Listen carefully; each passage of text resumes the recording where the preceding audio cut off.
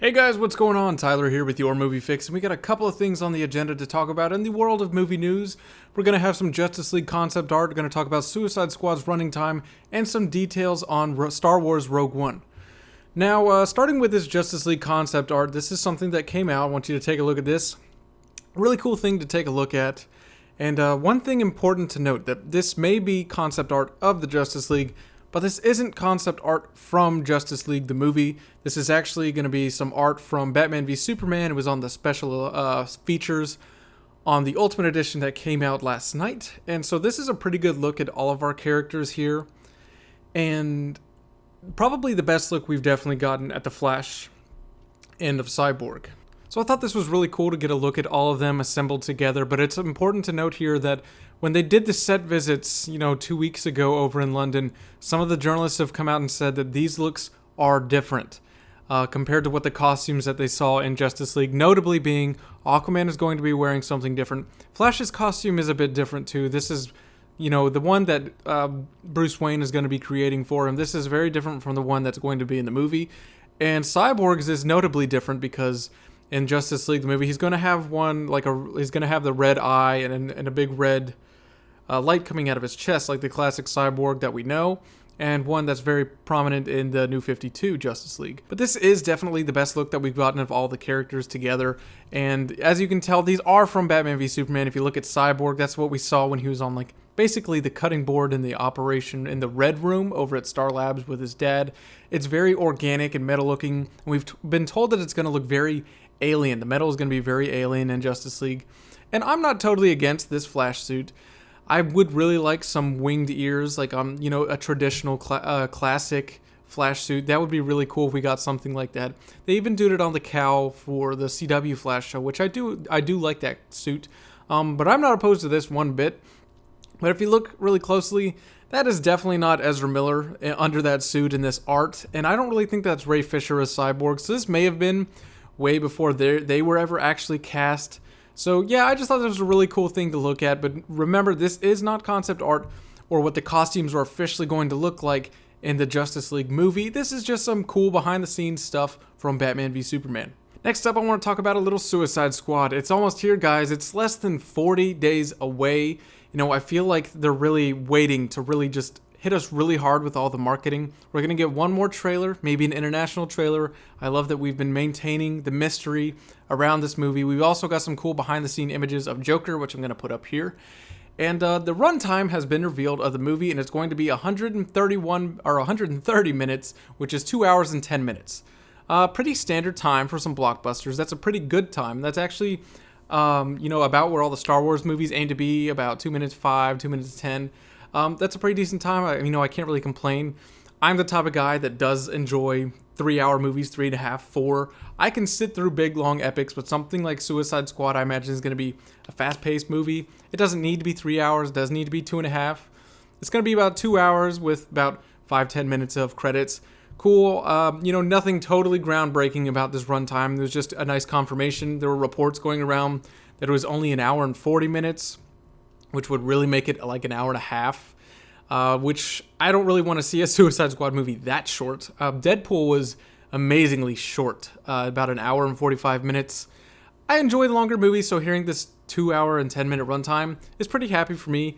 Really eager to see it. I can't wait to see what David Ayer brings, and these images of the Joker were pretty cool.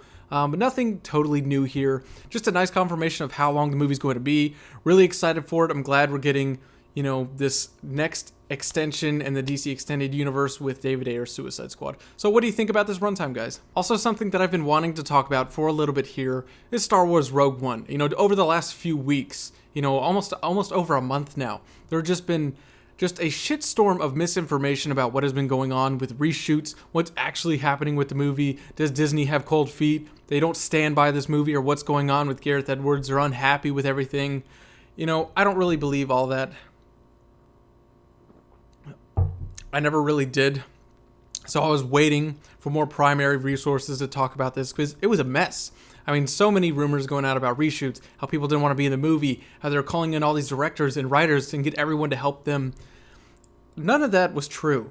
Now, this was an interview with Kathleen Kennedy and the director Gareth Edwards of Rogue One. They said they are still very much making the same movie that they set out to do. Reshoots are built into the schedule. They knew this is what was going to be happening, and they do have a lot to add in, but they said it's all little things based around the pre-existing footage. The story hasn't changed, the movie itself hasn't changed. They just have little things to pick up here and there, and he talked about it being a logistical nightmare, just trying to get everyone on schedule because everyone's shooting movies all around the world. You know, it's a hard thing to synchronize and get everybody on set again and get things going just to get the little bits that they need. So it was all just bogus about what was really going on surrounding Rogue One. This is something I'm really excited for. And he said that the movie does have a dark tone. They're very much sticking by that. They're sticking to this genre-driven, director-driven take on the spin-off movies for Star Wars, like Han Solo, Boba Fett, maybe? And definitely Rogue One. They said they're standing by that. And it's going to have the dark tone very similar to Empire Strikes Back. Yes, Empire was a very saga feel. It had the fun moments. Just because this is going to be a darker movie, it's darker in tone, it's a war film, that doesn't mean there isn't going to be moments of levity or anything like that. So don't expect, you know, a full-blown, sad, depressing war epic movie. This is Star Wars. You know, it's going to be fun. It's just going to be in the vein more of The Empire Strikes Back, which is my favorite chapter of Star Wars as well.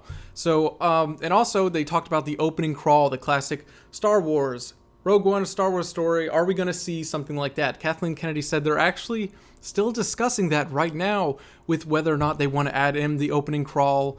And this is a big topic of debate because it's something that's very rooted within the saga movies, episodes 1 through 6, 7, and 8. And are they going to include that in these spin-off movies, and this is something that Christian Harloff actually suggested over Smojno and Collider that I think sounded brilliant.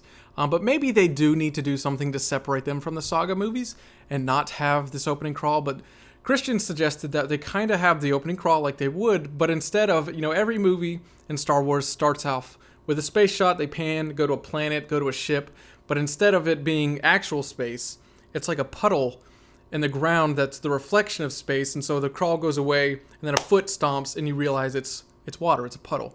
Something like that, and they're like in the middle of a battle or something.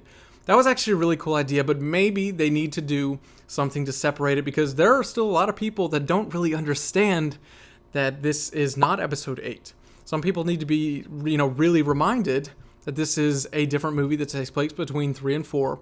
And yeah, all these images that we released as well, that they released, Entertainment Weekly. I really enjoy all these, seeing the Death Trooper, seeing the classic Stormtrooper. Those all look really great. And there was indeed a confirmation that James Earl Jones was going to be returning as Darth Vader, that he wouldn't be, you know, this prominent villain forefront of the movie like in episodes 4 through 6, but he's going to have some critical moments in the film. So this is all very exciting. What do you guys think of this Justice League concept art about the Suicide Squad runtime and all this mess about Rogue One? Are you still excited for it? Do you think they should put in the classic Star Wars crawl? So anyways, guys, comment your thoughts down below. I really love discussing things with you. And if you want more videos like this, movie news, movie reviews, be sure to hit the subscribe button, and I'll see you guys on the next video.